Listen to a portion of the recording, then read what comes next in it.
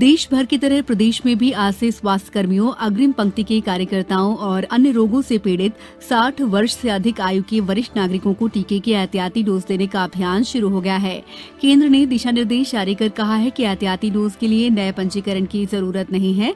दोनों टीके लगवा चुके पात्र लोग किसी भी टीकाकरण केंद्र पर सीधे जाकर या पहले से नियत समय पर एहतियाती डोज लगवा सकते हैं। भोपाल में प्रोफेसर कॉलोनी स्थित प्राथमिक स्वास्थ्य केंद्र में 60 साल से अधिक के नागरिकों और फ्रंटलाइन वर्कर के आज से शुरू हुए एहतियाती डोज अभियान का शुभारंभ करते हुए मुख्यमंत्री शिवराज सिंह चौहान ने कहा कि प्रदेश में सभी वर्गों के सहयोग से वैक्सीनेशन का कार्य अच्छा हुआ है, जिससे कोरोना की तीसरी लहर से मुकाबला करने में हम सफल होंगे। प्रदेश में अभी तक 96.16% नागरिकों को वैक्सीन की पहली डोज और 94% नागरिकों को वैक्सीन की दोनों डोज लगाई जा चुकी हैं। बच्चों का वैक्सीनेशन भी 40.38% किया जा चुका है।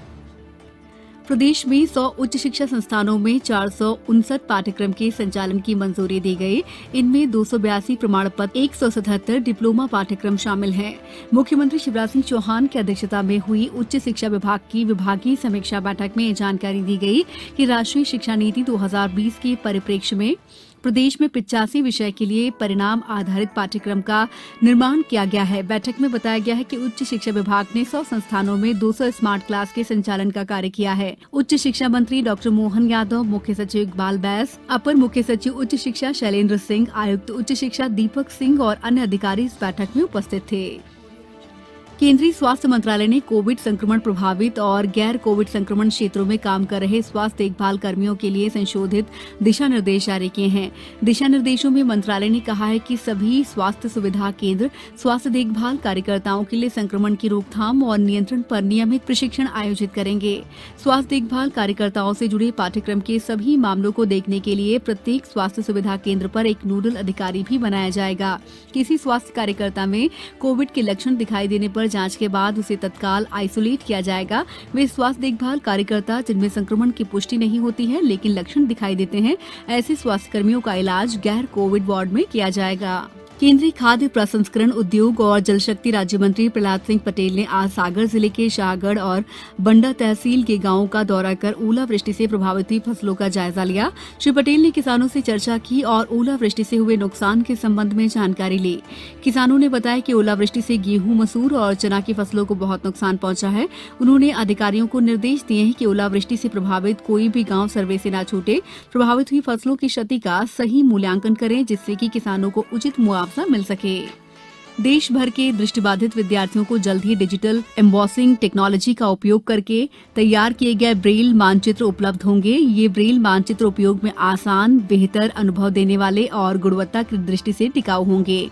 डिजिटल एम्बॉसिंग तकनीक से मानचित्र तेज गति से बनाए जा सकेंगे और ब्रेल मानचित्र भी तैयार किए जाएंगे। इन मानचित्रों का उपयोग अधिक संख्या में लोग सालों तक कर सकते हैं। मंदसौर कलेक्टर गौतम सिंह ने कोरोना कंट्रोल रूम डायट परिसर मंदसौर का औचक निरीक्षण किया। निरीक्षण के दौरान व्हाट्सएप वीडियो कॉल के माध्यम से कोविड-19 के मरीजों से चर्चा की। सिवनी में कोरोना मरीजों की संख्या में धीरे धीरे वृद्धि होती जा रही है। आज यहां 5 पॉजिटिव मिले हैं। अनूपपुर जिले में घर घर जाकर किल कोरोना सर्वेक्षण दल द्वारा थर्मल स्क्रीनिंग के माध्यम से प्रत्येक व्यक्ति का स्वास्थ्य परीक्षण किया जाएगा। खंडवा जिले में 35 लोगों की रिपोर्ट पॉजिटिव आई है। आगर मालवा जिले में बच्चों को विटामिन ए की खुराक देने के लिए दूसरा चरण कल से शुरू होगा। सागर में लोकायुक्त पुलिस ने पीडब्ल्यूडी विभाग में पदस्थ एसडीओ को 20,000 की रिश्वत लेते रंगे हाथों गिरफ्तार किया है। देवास जिले में आजादी का अमृत महोत्सव के अंतर्गत व्यावसायिक चालकों के लिए निःशुल्क नेत्र परीक्षण शिविर का आयोजन किया गया। खरगोन जिले के बड़वाह में एक अनाज व्यापारी के घर से अज्ञात बदमाशों ने 11 लाख नगद सहित सोने के जेवर लूट लिए। सतना में आज रोगी कल्याण समिति कार्यकारिणी सभा की बैठक आयोजित की गई। श्रम मंत्री भूपेंद्र यादव ने जुलाई से सितंबर 2021 तक की अवधि की तिमाही के लिए रोजगार सर्वेक्षण के दूसरे चरण की रिपोर्ट आज जारी की। प्रधानमंत्री नरेंद्र मोदी बुधवार को स्वामी विवेकानंद जयंती पर 25वें राष्ट्रीय युवा महोत्सव का उद्घाटन करेंगे। सूचना और प्रसारण मंत्री अनुराग ठाकुर ने लोगों से इस आयोजन में भाग लेने के लिए पंजीकरण कराने का आग्रह किया है। वेबसाइट pmevents.ncog.gov.in पर पंजीकरण कराया जा सकता है। अब तक 20,000 से अधिक लोग पंजीकरण करा चुके हैं। राष्ट्रीय युवा महोत्सव का उद्देश्य युवा नागरिकों को राष्ट्र के विकास के लिए संगठित, सक्रिय और प्रेरित करना है, ताकि देश की आबादी की वास्तविक क्षमता उजागर हो सके। इधर प्रदेश में युवा महोत्सव पर रोजगार मेलों का आयोजन होगा। मुख्य कार्यक्रम सुबह 11 बजे कुशाभाऊ ठाकरे हॉल भोपाल में होगा। स्वास्थ्य कर्मियों, अग्रिम पंक्ति के कार्यकर्ताओं और किसी भी रोग से ग्रस्त 60 साल से ऊपर के लोगों के लिए आज से एहतियाती टीका लगाने की शुरुआत हो गई है। एहतियाती डोज के लिए नए पंजीकरण की जरूरत नहीं है। जबलपुर में विधायक अजय बिश्नोई को गोल बाजार स्थित नूतन मराठी स्कूल में डोज लगाया गया। झाबुआ में 9,847 लोगों को ये तीसरा टीका लगेगा। सतना में डॉक्टर डीएन गौतम और डॉक्टर सत्येंद्र सिंह ने सपत्निक प्राथमिक स्वास्थ्य केंद्र धवारी पहुंचकर एहतियाती डोज लगवाया। आगरमालवा में टीकाकरण के उपरांत भौतिक रूप से प्रमाण पत्र भी दिया जाएगा। शहडोल जिले में मानस भवन और गांधी स्टेडियम में 2 अलग-अलग टीका केंद्र बनाए गए हैं। राष्ट्रव्यापी टीकाकरण अभियान के तहत देश में अब तक 151 करोड़ 94 लाख से अधिक कोविड रोधी टीके लगाए जा चुके हैं।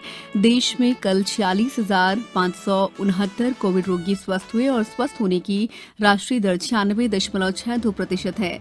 देश में अब तक ओमिक्रॉन के 4,033 मामलों की पुष्टि हुई है। केंद्र सरकार ने बढ़ते संक्रमण के कारण गर्भवती महिलाओं और दिव्यांग कर्मचारियों को कार्यालय में आने से छूट दी है।